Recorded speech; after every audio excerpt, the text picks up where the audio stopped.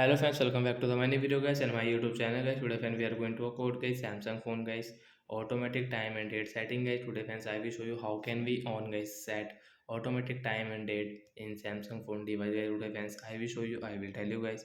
So before starting video friends, first of all go and subscribe the channel guys, click the bell icon, like the video. Friends, now let's see how can we on guys Samsung phone guys phone automatic time and date guys. So friends we will on our phone setting guys. After on phone setting guys, friends, we'll click on my phone general management setting and we will tap here. As you can see date and time setting, we will tap here. So friends, you can see automatic date and time. Use the date and time provided by your network. So guys, we will on from here.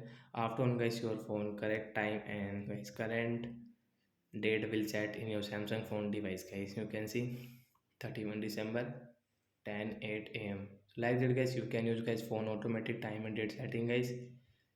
Your phone time and date will set automatic current time and correct date. So bye guys, thanks for watching the video.